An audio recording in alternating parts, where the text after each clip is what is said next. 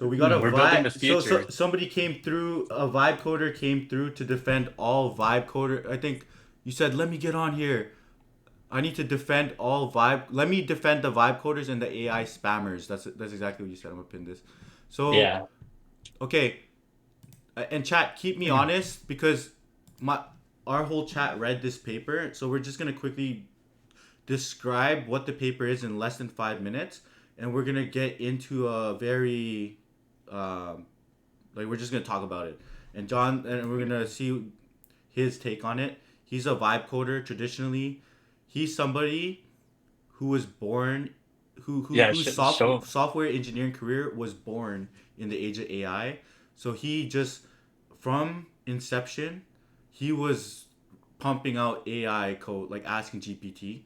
Versus I'm more traditional and I started with pen and paper and moved up to using AI tools. That's kind of my journey. But Yeah. okay, John, thing is saying your brain on Chat GPT, an accumulation of cognitive debt when using an AI assistant for essay writing tasks. So I know people will probably get sick of this, but I'm gonna explain in less than 5 minutes. There was three groups in this study. There was this group that had an LLM, a group that only had a search engine, and then a group that had brain only tools. And John, fix your camera. You went sideways. In my bed. I'm just checking if I have a meeting. I'm at work. Okay, I had so to get on this. I'm triggered right now. they had three groups of people. Turn on your camera, bro. Yeah. The LLM group, the search engine, and brain group only. Basically, they made these groups perform a specific task, and they noticed that the group with the using the LLM, their brain activity and their like the amount their basically their brain activity was way less than the people using their brain only, and that's kind of obvious. But what they also said is when they had two groups, they had a group go from brain only to start using an LLM, and then a group using an LLM to going back to just using a brain, or sorry, yeah, the people using an LLM go to use their brain, and then the other way around, people going from brain to using LLM, and they noticed the people who is using LLM and then they moved to only using their brain was still not using their brain the same way as people who went from brain to using LLM. So basically, they're saying that this is this could be an issue, that not using your brain when like performing tasks, and they're just raising concerns about the long-term educational implications of LLM reliance and like basically what its role should be in learning like AI. Okay, any thoughts? My thoughts on this is how are they using the large language model and what problem are they solving, right? So let's say they're solving a really easy task. Of course, if the task is really easy, they're going the person that's using the large language model versus the person that's not will obviously use less brain power to solve the same problem. Mm-hmm. It's just that simple, right? Imagine you're taking a test, a math test with a calculator or without a calculator. Of course, the person with the tool is going to be solving the problems with less effort, right? But that's not what humanity is about. Humanity is not about solving problems that are easy. We're about solving problems that are hard, that push our limits with regards to our performance. And right now, honestly, like there's some problems in the world, like for example, cancer, that can't be solved with just human tools. Like humans have been working at this problem for a long time. If we empower those same humans with cutting edge tools, and they apply the same amount of effort and energy to solve the problem of cancer, don't you think that with a tool, they can solve that problem even quicker? No, like this. Okay, okay, yeah, okay. Paul's saying CFA. Like the point in the paper is not about is AI gonna advance the humans. It's more about are they gonna hinder the learning of people and make people dumber over time, and that might I don't affect think us. I don't think it will. It depends on the reward function of it depends on what the human specifically is trying to achieve when using AI. So let's say you're facing a problem of let's say your reward function at university is getting the highest GPA possible. Of course, when you use large language models to that end, you're going to be using less brain power. But what if your reward function in university is actually to be as smart as possible during your time in university? When you use large language models for that end, you will literally be using the tool to learn, and you will learn even faster than somebody that's using traditional methods, like going to like a lecture, right? Like here's an example. When you are a first year university student in a weeder course, there's 300 students in there with you. Could you ask, could you increase or decrease the level of the lecture to your knowledge base? You can't. There's 300 other people with you, 299 other people with you. When you're directly using an AI to learn, you can literally increase or decrease like the complexity of the concept that you're learning to your level of understanding, and that will help you learn faster. Like traditional methods don't allow this. Yeah. No, Do you like do you, do you understand what I'm trying to say here with the reward function? Like obviously, like most humans, and it's an obvious fact. Like most people, literally, their reward function is not getting better. Like especially in university. Like once somebody hits a 4.0 GPA, do you think that they're trying to max out their education even more? Or like those I don't know. That's my opinion. Like okay, so what determines our reward function though? That said, yourself, you're a human, yourself. You have to decide. You that's the power of being human. You literally have to, you say, Nat, what are my values? My value is like friends, family, profit. Okay, those are my three things that I love about this world. Okay, my reward function is that. Don't let some other random person tell you what your reward function is that doesn't even care about you. okay. Patrick expand okay. Will LMs help us change oh okay, so but like right now, what you're saying is like a lot of how school is structured for learning is based on that sort of reward function of okay, you have it, we're gonna give you tests, we're gonna make you write this essay, for example, then we're gonna judge that you created that essay correctly and that you like built a good essay, and that's kind of how they test it. So Yeah, yeah. like pretend Like, so what are you saying? okay, so Wait, okay, let I, me ask you this: I, is should kids be using an AI? Like what of age? course, 100%. At literally age 0. Hey, so imagine if I had AI at 5 years old and I didn't know how to answer math, right? Okay, James, you and I, right? Where were our parents when we were 8, 9, 10, 11, 12? Dude, our dad was working hard. Our mom was working hard. Could they afford a tutor still? No. For 3 kids, no. They can't even be there to babysit us watching doing our homework. Imagine if you have an AI doing that, teaching us as a Yeah. kid. Okay, but you're Obviously, we're thinking gonna you're dominate. yeah, I see. I know. You're like obviously like the AI is there and you build this technology and people are going to use the technology in the weirdest ways and different ways that you're possible, right? Like people are using this AI literally to offload their thinking. That's kind of what this study is saying because they're giving these okay, they give did this I didn't read the full paper, but they're telling these people to write an essay, right?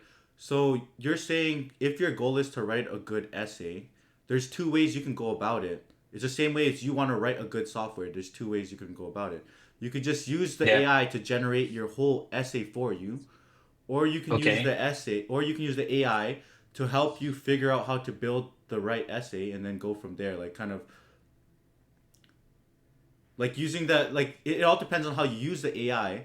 And then like what Paul is mentioning is people are humans are just naturally lazy, and humans are Yeah, gonna just do the thing that's easiest, which is sure. just like you could use the AI to be your personal tutor and teach you, or you could just use AI to just finish that essay for you just there and then. You don't have to worry about it. You can go play Call of Duty Modern Warfare Yeah, 8. yeah. I think you'd be surprised. I think you'd be surprised. Like as in competitive field, in competitive places, maybe because most of your people are from North America, right? Like you live really easy lives. In China, you don't like those people are working 24/7 with AI. And then we wonder why a company like DeepSeek can like release a model on par with ChatGPT for $6 million. Like like people are just surprised about this. CFA try to not to mention China challenge. Yeah, Right? but like And honestly, like if like at the end of the day, oh man, Paul, the DeepSeek number, dude, I can literally build an AI that replaces an equity research analyst, and I did it in like 6 months. And those guys get paid like $200,000. John, did those kids in China choose that for themselves, or did society nurture that mindset? Honestly, like the way that I think about it is, let's say you have like a population and they all have AI. Do you think like right now the distribution will change? Like, do you think the percentage of lazy people with AI is the same as a same percentage of like a society with AI? Do you get that question? Like before AI, are there more lazy people as a percentage of the population? I don't think so. The distribution is always going to be the same. And the people that don't use AI are just gonna like be better. I don't know what to say about that. I don't like, but they're just what this paper is saying that it limits people's learning. So they didn't tell people how to use the AI. They just made people. They just gave a group of people using AI, and then people not using Yeah, AI. And then this is yeah, the outcome of this, like objectively, was that the person using the LLM was not using, like there was less cognitive load and less, like they use the EEG to track literally brain yeah, activity, and there's less brain activity. And then when yeah, they made that person working on the LLM switch to actually working on like just using their brain, like it still wasn't working well for them, and they had like lower recall and stuff like that. What else? They underperformed on yeah. other things. So that's kind of like Yeah. they just did an objective study. I think this is going to be important moving into the Maybe future. maybe the sample size is too small and large language like the users don't actually know how to use large language models. Like I think I think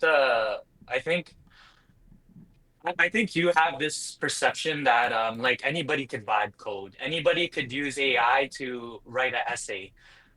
Have you ever seen like an equity research report from somebody that just used the chat GPT UI? It's trash. It's literal garbage. Versus somebody who actually knows how to use like the large language model at like the really at the fundamental level, like calling the API, controlling everything about at like a lower level function. It's not the same. It's really not the same. And definitely like when I first started using ChatGPT and like using AI heavily, I thought about like, hey, anybody could do this. But then as you get better at using AI and Cursor and all those tools, you realize that like over time you can be a better prompt engineer. You can be a better fine tuner. You can be better at retrieval augmented generation.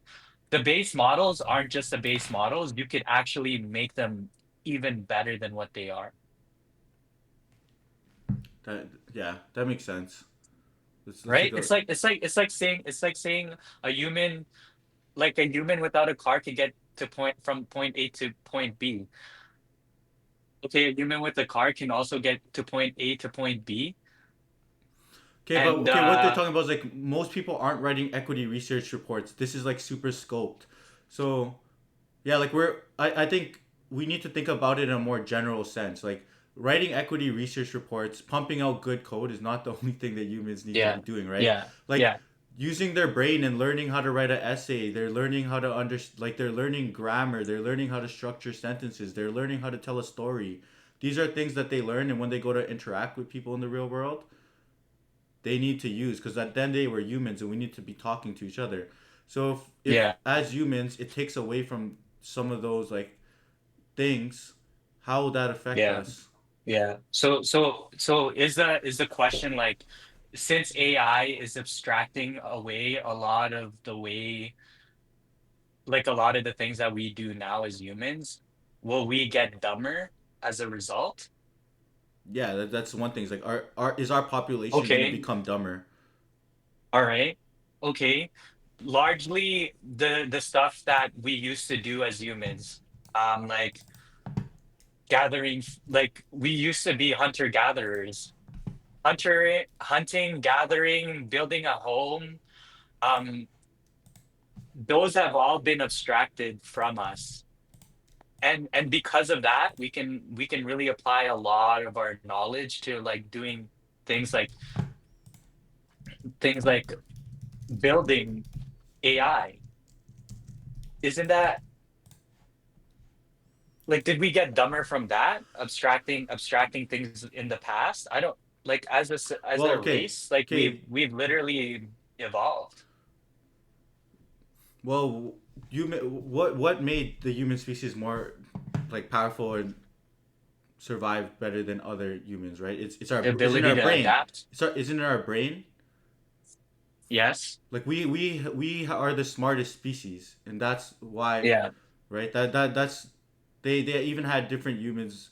Like basically that's what I read online. They're saying this is why humans are we are today compared to other animals is because our brain, right? Yeah. So Like we if our brains are so good, wouldn't we use like AI to make ourselves even better? it depends. Like the like the brain is the muscle at the end of the day, right? You need to train that muscle. You need to use that muscle in order to keep it good.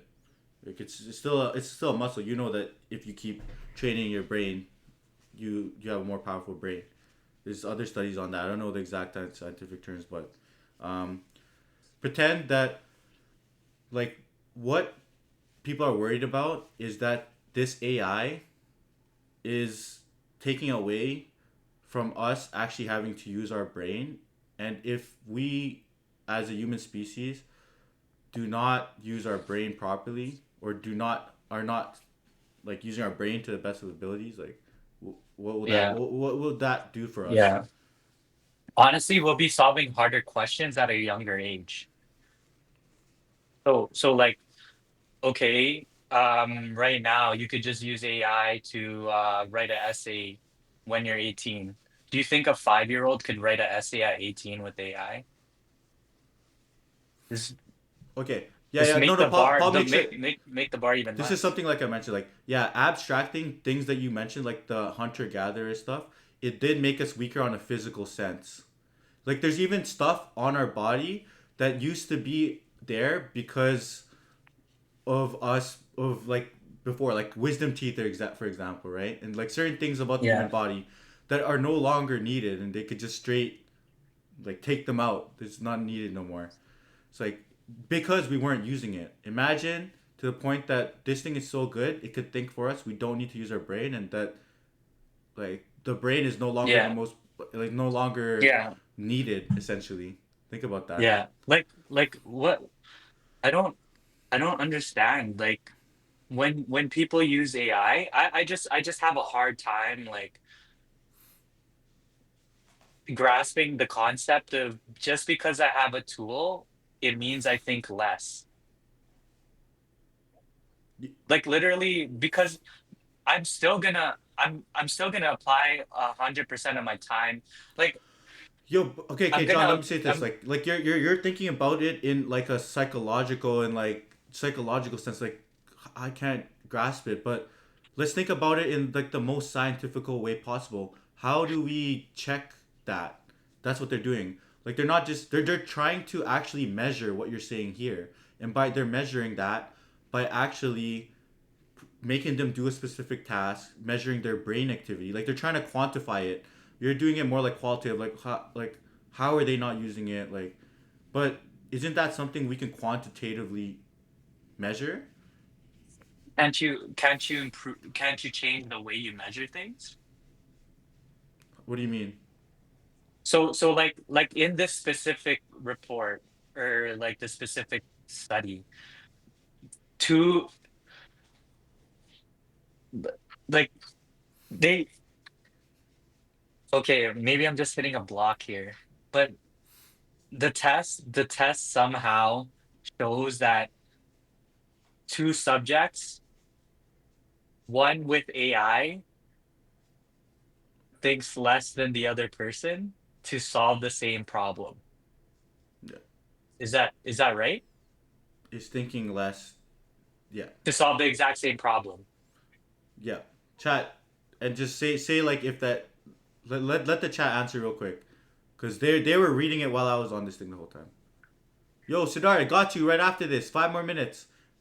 5 more minutes. Oh Unless it's late man. for you. This is we're having a juicy convo right now. Like the situation should be, okay, two subjects have the same limit on time and energy to solve as many problems or the hardest problems possible. Who solves more? The human without AI or the human with AI? And Okay, I think like 99% of the time it's the human with AI. okay. Let's read a couple bullet points here. And we're reading a this paper is 207 pages out of context. So I'm literally reading stuff completely out of context. I'm reading two paragraphs out of a 207-page thing. So like, MIT, don't be mad. But basically, I think I'm in the conclusion, or I'm somewhere. It says early AI reliance may result in shadow encoding. So LLM's group's poor recall and incorrect coding is a possible indicator that the earlier essays were not internally integrated. So that means they have trouble actually internalizing it. So you generated all this. Let's take it to the equity research or coding. You generate this equity aid research, but you're kind of regurgitating, or you're not really internalizing. You don't understand what it generated. You kind of just shot it out. All right. Okay. Another thing, withholding LLM tools during early stages might support memory formation. Brain brain only groups stronger behavioral recall supported by more robust EEG connectivity suggests that initial unaided effort promoted durable memory traces, enabling more effective reactivation even when LLMs were introduced later. Yeah. So what they're just trying to do is they're I think they're just trying to see the Paul saying is kind of dumb. Like they're just so they're saying early AI reliability can result in shallow encoding. And if your reward function is learning, you are going to adapt. You're gonna realize like, hey, over time I'm using AI, I'm not learning. Like for example, me personally, right? Like, okay, when I used AI to literally learn how to write Python. Like right now, like would you say I could code Python? Yeah, I would say I can, yeah, right? Obviously, like I got to a stage where I could literally develop scripts without knowing some certain things. And then when I realize that I don't know that certain thing, I'm just gonna use large language models to learn that certain thing. yeah, Like yeah, like I'm not the type of person that just like literally doesn't grow over yeah. time. I Like I'm see. gonna identify gaps because I'm using a tool, and then I'm gonna use that tool to fill those gaps. Yeah. it's like imagine if you're vibe coding a website, right? Okay, once you get the feature out, do you stop there once, like let's say you have two people, one's a vibe coder and one's not. The one that's not will get to a solution maybe 3x the time of a person that's vibe coding, right? Like to get a feature out, a non-vibe coder would take 3 hours, a vibe coder would take one. Yeah. And this is like empirically something that you see in real life. People honestly say like I do something in an hour that would have taken me three. Okay, that person that that made the feature in 1 hour can now spend 2 hours doing unit tests on their 1 hour of code, like on the feature that they made. Who do you think will have the more reliable code when it goes into prod, given the same time constraints of 3 hours? I would trust the person that vibe coded 1 hour and spend 2 hours testing their vibe coded Okay, but work how do you versus how would you test it if you don't understand what's going on? By just keep okay, yeah, that reprompting it? I mean, at that point you have to know like how to unit test. But what I'm saying is like they both have the same level of skill, Yeah. and one just has a tool. That person will The person with the tool will naturally just like produce better code. Like let's say they have like the same time, Okay, but the at same some amount of you're saying energy, the same amount of skill. at some point you need to Like use your oh, brain. What if you don't like you did at some you point are you using need your brain. You are using your brain. Like when you're prompt engineering, you're just mindlessly telling the AI, "Hey, unit test this." Oh, the unit, like how, like you need to have some level of taste and some level of understanding to identify like whether or not the unit test or the feature that the AI made is actually good. Like I don't know about vibe coding where you're just not even looking at the code. That's what vibe coding Like is, isn't it? You no, just it's spam not. the AI It's to not. generate. It's that's not it. That like people who produce that, people, okay, like do you remember when you were making thumbnails with AI? Every single thumbnail looked the exact same. Mm, Do you realize that? Did you notice that? yeah. Okay, when you look at my website, do you think that it's AI generated? It's freaking doesn't look like any other website that exists. Because you didn't use It's AI like for your front end, didn't you? I did use AI. It's just I have human. I also applied knowledge. Like I literally I didn't just mindlessly prompt the AI, hey, like make this better, make this better. Like that's super. That's not what vibe coding is. There's like levels to vibe coding, and I think people just like look at it from the inside looking in, thinking that it's easy. Of course, it's easy to get like a simple app. It's one like imagine vibe coding a 1 million line code base.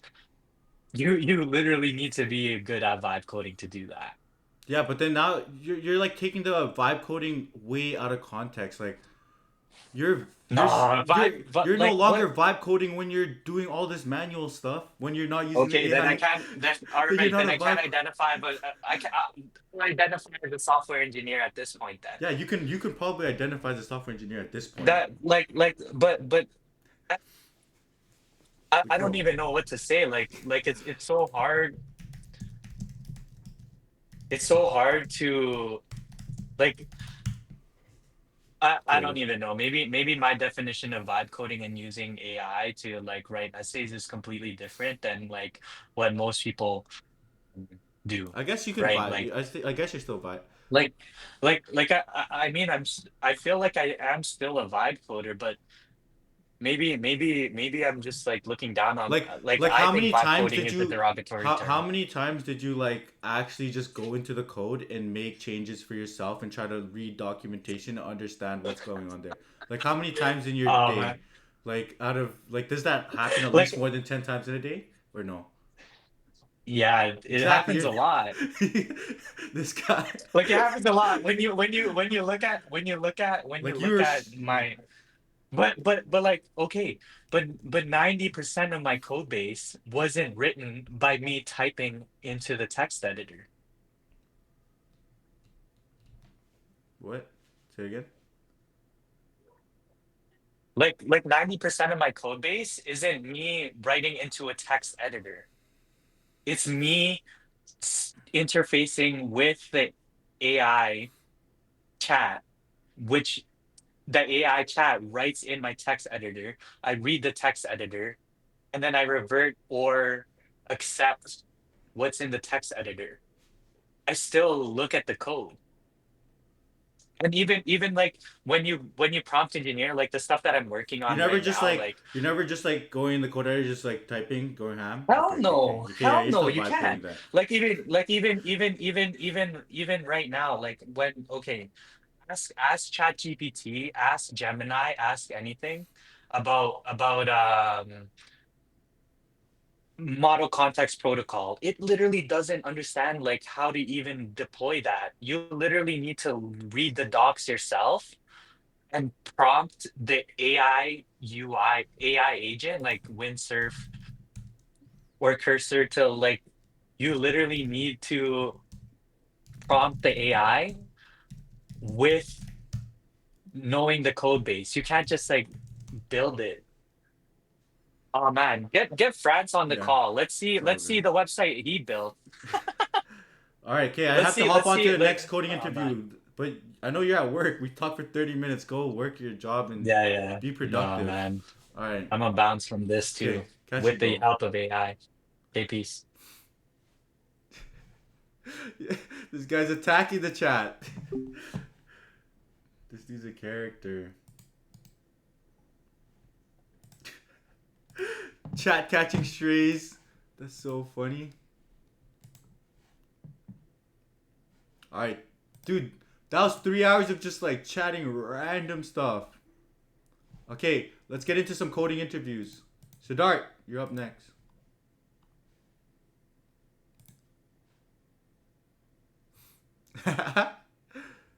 Okay, Patrick. Yeah, yeah, I got some time if you want to talk. I know you're at work too.